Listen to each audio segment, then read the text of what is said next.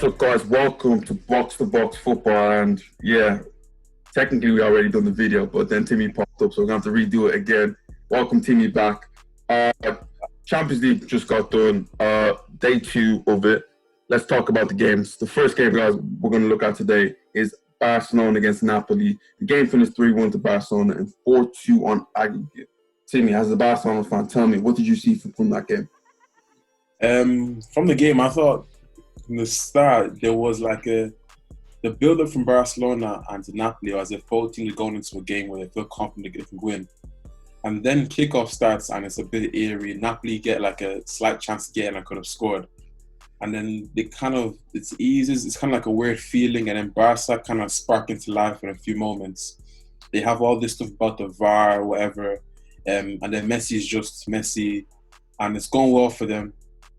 And end of the half, Napoli get a penalty and score it. Second half kicks in and it's just all Napoli. And from perspective, it's like I've seen it before anyway. Like I've seen Barcelona take the foot off the gas in the second half multiple times for the past 3 years or so, where it's like the first half was kind of won. So the second half could be like, oh, we'll just take it easy and we'll just... Because even in possession, it's not just a thing of where they were just pushed back.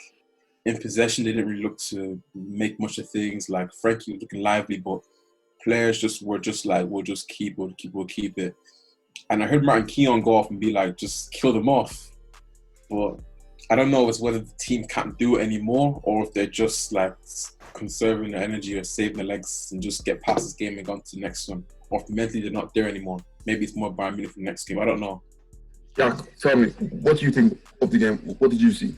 Napoli didn't really come to play as I think the neutrals would have wanted them to. I mean, the scoreline doesn't really reflect that. And, especially that chance for Mertens in the beginning, doesn't really reflect that. But I don't think, post-lockdown, it wasn't the Napoli team that I was hoping to see. Again, I predicted Barcelona to go through. In my opinion, this is a team that feels disrespected. This is a team that's probably pissed off. And this is a team that wants to kind of set the record straight a little bit. And they've got the most talented player ever who can just do things like he did, I mentioned this before to you, James, that is outside of tactical instruction. That there is no, Messi, if you could just dribble past 5 people and score, that'd be terrific. Napoli also can't defend that. The 5 players that Messi dribbled around, it's not like they weren't trying to stop him. But that's what he's capable of. Messi gives you a handicap. That's the beauty of it. He gives you that +1 goal. And, I think when he is as inspiring as that, with, the players that they're going to get back over the next, for the next game, correct me if I'm wrong, Vidal and Busquets, right? Yeah. We'll see what happens for Barcelona going forward. Just quickly, what I want to really touch on, and that is the Barcelona front three. And before this game, to be honest, there was a question of where is Griezmann really going to fit in. He started off on the left-hand side of Barcelona, and people say he wasn't really comfortable there. He even came out and felt he wasn't really comfortable there. Barcelona and the coach's team right now to put him in an area where he wants to play, where he's not playing out wide. He's in the centre now with Messi kind of in his free role where he can drift onto the right-hand side. And also we have Suarez up front.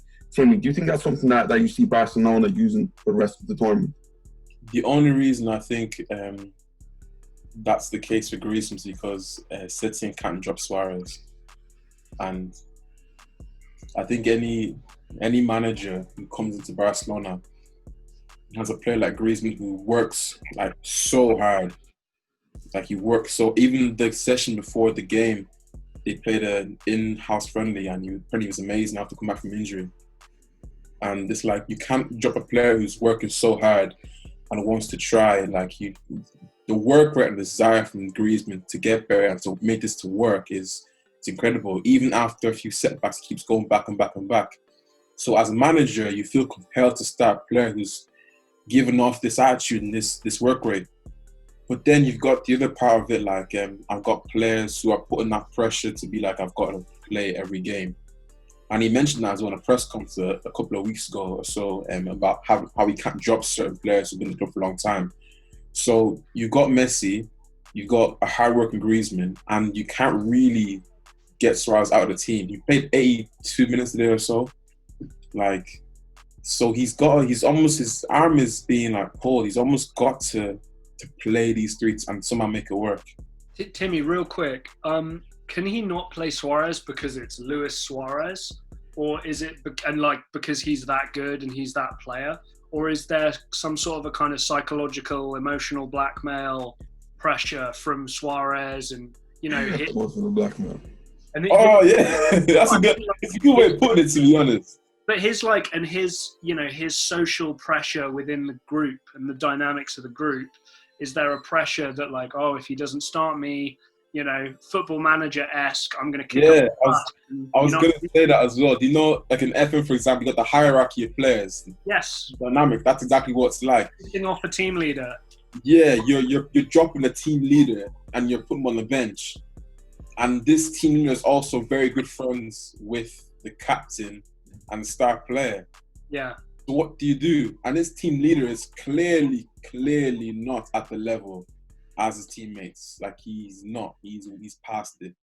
So what do? You've got someone to make it work. And you've also got Griezmann, bro. If Griezmann doesn't play and he plays Ansu Fati, it's like, well, you've got Griezmann from Atletico Madrid. It's not working now. You got the press in asking questions in the press conference. You got these questions here, It's just, what do you do as a manager? So, guys, I'm just going to move on quickly. And one thing I'm going to say is that I think Messi's cry after the Osasuna, was it the Osasuna game? Yeah. Yeah, the Osasuna game. I think it might have worked because the team looked to be focused enough to beat Napoli. I'm not sure what was going to happen in the quarterfinal, but let's talk about Barcelona's opposition. Let's talk about Bayern Munich now. Today they played Chelsea. The game finished 4-1. They went 7-1 on aggregate. Unfortunately, it wasn't 5-1, so I can't laugh at all the Chelsea fans. To be fair, Bayern comfortable. All preparation leading up to the quarterfinal for them. What do you think Bayern are like right now? Routine, really. I think they're just. I said from the get-go, I think they win even before the lockdown happened. After the turn of the year, I thought they win the Champions League, either them or Man City or PSG, who I was kind of back in the Champions League, and I just think like they're just so not just football. They're just such an incredible shape as well. They're just so fit, and they're so on it, and they've got hungry players as well. Players who want success.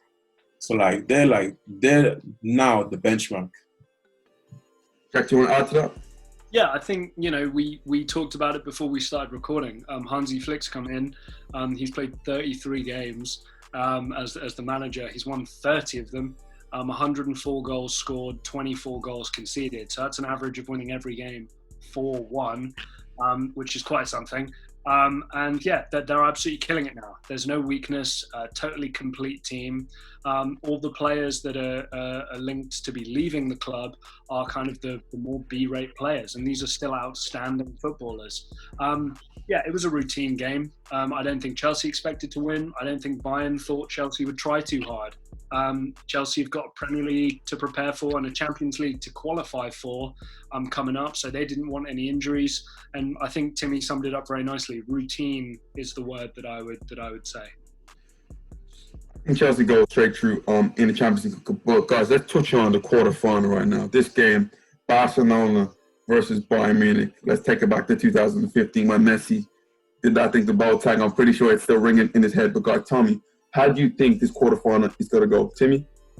Actually, is both saying, is he playing now? I know he pulled up with an injury, I think, in that game. I'm pretty sure he should be still playing. Okay. Anyway, regardless of like whether he plays or not, like Nora could be out of the game. I just think it's a weird one. For Bayern Munich, again, it's theirs to lose. I think they're that good. I don't think of course, I'd love to see Barca win the Champions League again. Like, just see Messi get a ring, football in terms. But I just feel like Bayern Munich. And I think is right. I've got the emotional attachment away from football now, where I appreciate the football being played as well. Yeah. Bayern Munich are just like, I'd love to see Bayern and Man City in the semi-final.